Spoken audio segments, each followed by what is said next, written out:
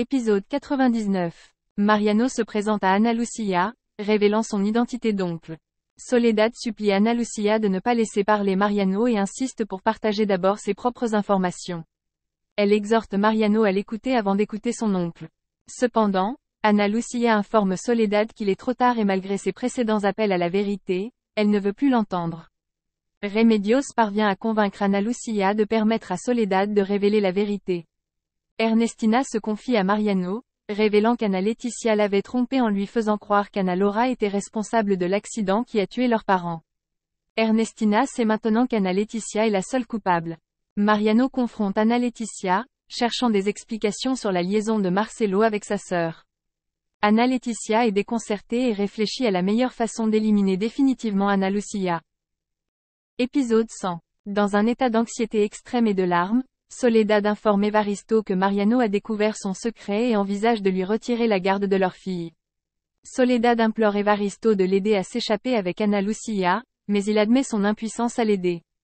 Soledad se tourne alors vers Shanna, qui l'avertit qu'elle doit maintenant faire face aux conséquences de ses mensonges.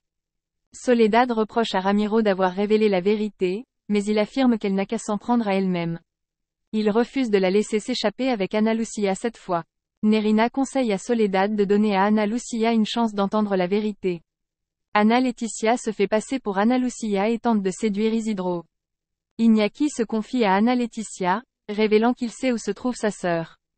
En échange, il lui demande de l'épouser après avoir divorcé de Marcelo.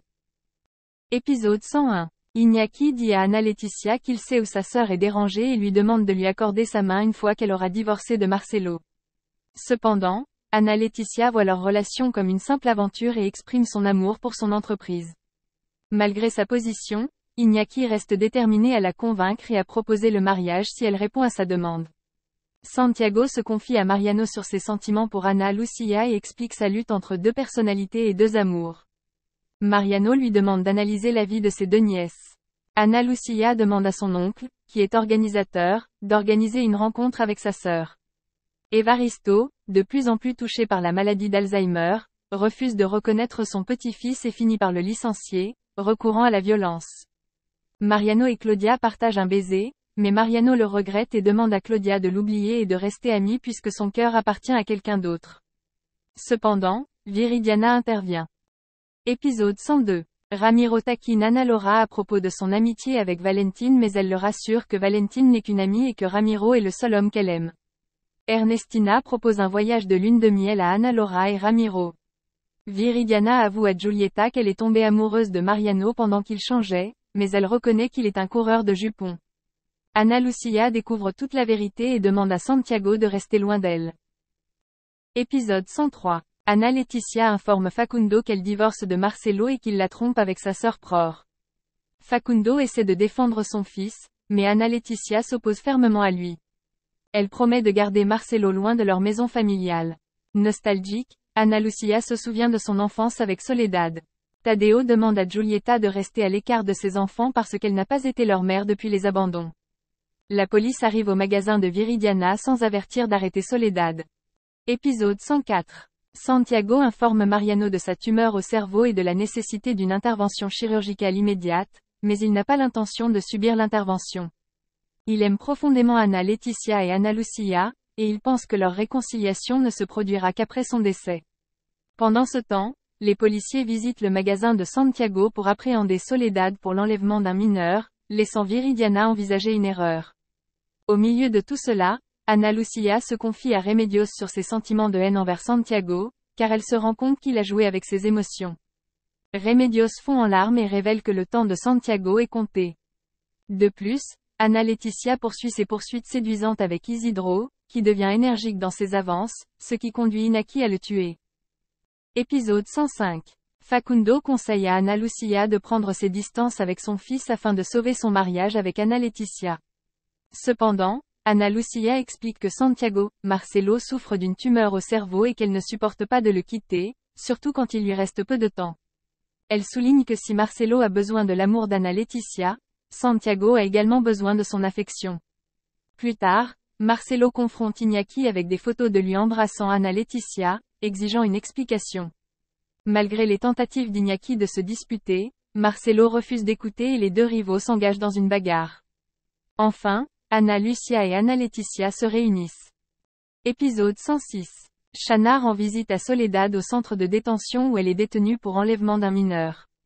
Shanna vise à rassurer et promet de plaider au nom de Soledad auprès de la famille Alvarez de Castillo pour retirer la plainte déposée. Cependant, Soledad révèle que la seule chose qui compte vraiment pour elle est d'obtenir le pardon de sa fille.